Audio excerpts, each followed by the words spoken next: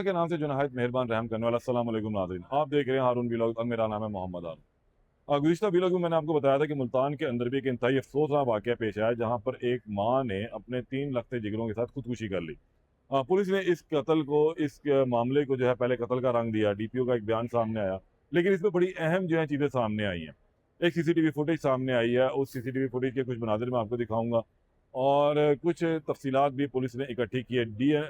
जो postmortem report है वो भी अब सामने आ चुकी हुई है और इस पर भी डिस्कस करेंगे कि आखिर ये तीसरा वाक़या जो है पंजाब के अंदर अब तक हो चुका हुआ है गुज़िश्ता 15 दिनों के अंदर, जिसमें पहला वाक़या लाहौर का था कि माँ ने अपने 3 लगते जिगरों के गले के ऊपर छुरी चला दी। दूसरा वाक़या जो सामने आया वो था मुज़न के अंदर, जहाँ पर एक आशिक ने मुबैना तौर पर अपनी माशूका और उसके 3 बच्चों को जो है वो गोलियाँ मार कर कत्ल कर दिया। ये 4 कत्ल थे। अब उसके बाद मुल्तान के मुमताज़ फाटे के करीब एक 4 कत्लों का ये इंतहाई अफसोसनाक वाक़या था। मामला कुछ है कि सीसीटीवी फुटेज सामने आई है, जिसके अंदर ये इजीली देखा जा सकता है कि ये जो एक शख्स है जिसकी आप फोटो इस टाइम अपनी स्क्रीन पर देख रहे हैं, ये अपने 2 कमसिन्स को घर से लेकर निकलता है, इनको सामने दुकान पर लेकर जाता है। वहाँ पर इन्हें कुछ खाने-पीने की अशिया दिलाता है, जिसे हम आम ज़बान में कहते हैं कि चीज़ दिलाता है। अमूमी तौर पे बच्चे इस हवाले से जो है वो शोर मचाते हैं जब आप जाने लगे या घर में आता है कि भई हमें कुछ खाने के लिए चाहिए, हमें कुछ पीने के लिए चाहिए, हमें कुछ लेकर दें, हमें चीज़ लेके दें। वो 5, 10, 20 रुपए की चीज़ लेकर बच्चे जो है वो खुश हो जाते हैं। अब ये शख्स भी जिस दिन ये वाक़या इस मुल्तान में रूनुमा हुआ, इस घर के अंदर ये अफ़सोसनाक वाक़या हुआ, तो उस दिन ये शख्स भी सुबह पहले अपने बच्चों को लेकर सामने दुकान पर गया, वहाँ से इन्हें चीज़ दिलाई और उसके बाद ये इन्हें लेकर आगे घर जाता है। घर जाके ये इन्हें छोड़ देता है, फिर वहाँ से अपनी मोटरसाइकिल निकालता है और मोटरसाइकिल पर बैठ के अपने काम पर चला जाता है। पुलिस ने इस तमाम जो है वो सूरत-हाल को देखना शुरू किया था। एक ऑडियो कॉल भी इसके अंदर सामने आई थी, वो ऑडियो कॉल का कुछ मैं आपको तज़किरा पहले कर दूँ, फिर सीसीटीवी फुटेज के ऊपर हम चलते हैं कि उसके अंदर पुलिस को क्या अहम शवाहिद जो है वो इस हवाले से मिले कि आखिर ये वाक़या किस तरह से रूनुमा हुआ। ऑडियो कॉल जो है वो सामने आई, उस ऑडियो कॉल ने इस तमाम जो है खुदकुशी का कह लें, इस वाक़ये का भांडा फोड़ कर रख दिया और उसको सपोर्ट किया उस सीसीटीवी फुटेज ने।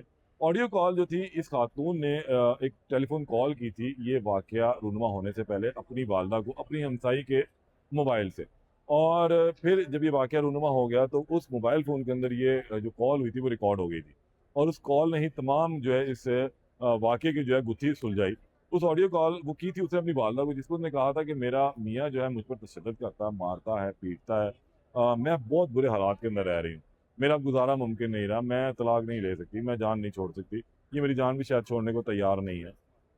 तो अब अगर मैं खुदकुशी कर लेती हूँ तो माँ जी मुझे माफ़ कर देना। मैं अब आपसे सिर्फ़ माफ़ी ही चाहती हूँ। अच्छा, ये बात उसने कर दी, शायद उसकी माँ ने भी गुमान किया होगा कि शायद गुस्से में आया, लड़ाई-झगड़ा ताज़ा-ताज़ा हुआ, इसलिए ये थोड़ा-सा इतना जज़्बाती हो गए इसने बयान दिया, लेकिन उसे क्या पता था कि ये कोई ऐसी हरकत कर देगी। अब ये वीडियो ऑडियो कॉल पुलिस के हत्थे लगी, फिर उसके बाद जो दूसरी चीज़ थी वो सीसीटीवी फुटेज थी। उस इलाके में लगे हुए एक कैमरे ने कुछ इसको सपोर्ट मज़ीद किया, इस ऑडियो कॉल को। वो उसमें ये मिलता है कि ये शख्स सुबह अपने बच्चों को लेके निकलता है, इनको सामने दुकान से चीज़ दिलाता है और फिर उसके बाद इन्हें घर छोड़ता है। घर से मोटरसाइकिल निकालता है, उस पर सवार होता है और उसके बाद ये वहाँ से रवाना हो जाता है। शाम को अपने काम से जब ये घर वापस आया और घर वापस आने के बाद फिर 15 की कॉल या शोर मचाने का और घर से वापस बाहर निकलने का जो दौरानिया था वो सिर्फ टोटल 4 मिनट था। इस 4 मिनट के वक़्वे में घर के अंदर 4 लाशें लटक रही थी पंखे के साथ। एक वालिदा और 3 उसमें बच्चे, जिसमें एक 1.5 साल की बच्ची थी। अब ये बात यहाँ एस्टेब्लिश हो गई थी क्योंकि पुलिस ने पहले इसको कत्ल का रंग दिया था और फिर ये बात क्लियर हो गई कि जिस वक़्त ये रवाना हुआ तो बच्चे ज़िंदा छोड़कर गया। जिस वक़्त ये घर आया और उसके ठीक 4 मिनट के बाद उसी से कैमरे ने दोबारा ये कैप्चर किया कि ठीक 4 मिनट के बाद ये शख्स अपने घर से बाहर शोर मचाता हुआ आ गया कि मेरे घर में ये वाक़या रूनुमा हो गया, मेरी बीवी ने ये हालत कर दी है और इसका खुदकुशी कर ली है। तो पुलिस को एस्टेब्लिश हो गया कि अब कातिल कम से कम इसका शौहर नहीं है। अब देखना ये था कि आखिर कातिल शौहर नहीं तो फिर कातिल कौन है? पोस्टमार्टम रिपोर्ट जो है इस वाक़ये की सामने आई है, जिसके अंदर भी होशरुबा इंकशाफात हुए हैं कि खातून ने सबसे पहले अपने बच्चों का गला दबाकर उनकी जान ली, उनको इस दुनिया से रुखसत किया। इस संगदिल माँ ने भी वही काम किया जो लाहौर में रहती हुई एक इचरे की खातून रिदा फातिमा ने किया था। उसने पहले अपने बच्चों को, क्योंकि उसकी अभी तक पोस्टमार्टम रिपोर्ट इब्तिदाई जो वो नहीं आ सकी है, वो अभी आनी है। उसमें उसने भी यही किया कि पहले इनके गले काटे और फिर उसके बाद इन्हें वावेला मचा दी जो मार गए। लेकिन यहाँ इस खुदगर्ज संगदिल माँ ने अपने गले पर छुरी नहीं चलाई थी लाहौर के वाक़ये में। वहाँ मुल्तान वाले वाक़ये में इस खातून ने जब अपने लखते जिगरों को मार दिया, फिर उसके बाद इनकी लाशें पंखे से लटकाई और खुदकुशी का रंग दिया। फिर उसके बाद इन्हें खुद को नहीं छोड़ा, इन्हें खुद भी खुदकुशी कर ली। पोस्टमार्टम रिपोर्ट में ये बात सामने आई कि इनकी जो मौत है वो दम घुटने से हुई है, जबकि खातून की मौत जो है वो मनका टूटने से हुई है, जो गर्दन के दरमियान एक हड्डी होती है। जब इस हड्डी का ताल्लुक टूट गया आपस में, जिससे सांस की नाली जुड़ी होती है, तो इसकी मौत वाक़या हो गई और इसकी गर्दन जो है वो लंबी भी हुई है। तो यहाँ से पुलिस को ये कंफर्म हो गया है कि सीसीटीवी फुटेज, ऑडियो कॉल और इब्तदाई पोस्टमार्टम रिपोर्ट ये साबित करती है कि ये कत्ल नहीं है, बल्कि खुदकुशी का एक इंतहाई अफसोसनाक वाक़या है। लेकिन इसके मुहर्रिकात वो बहुत खौफनाक है। खातून की जो ऑडियो कॉल है वो बताती है कि उसके मियाँ के साथ उसके ताल्लुकात अच्छे नहीं, वो लड़ाई झगड़ा करते हैं। यहाँ पर कोई किरदार के ऊपर बात नहीं है। खातून ने अपने किरदार के मुतालिक कोई बात नहीं की कि मेरा मियाँ मुझ पर कोई किरदार किसी के ताने देता है। उसने कहा जी मेरे पास हालात ठीक नहीं है, हमारा लड़ाई झगड़ा होता है, मुख्तलिफ नौइयत के मामलात पर होता है, एक दूसरे के साथ नोक झोंक चलती रहती है और मैं अभी से तंग आ गया। अब ये मुझ पर हाथ उठाता है, मारता है, पीटता है, तशद्दुद करता है और मैं अब ये मज़ीद बर्दाश्त नहीं कर सकती।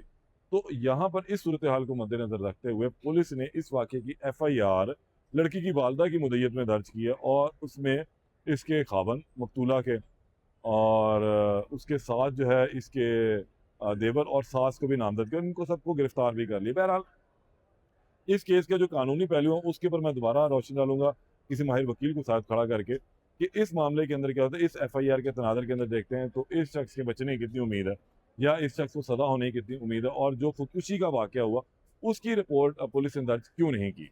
ये एक बड़ा अहम कानूनी पहलू है, क्योंकि यहाँ पर किसी हद तक ये तो एस्टेब्लिश हो चुका हुआ है कि खातून को कत्ल नहीं किया गया बल्कि उसे खुदकुशी की है।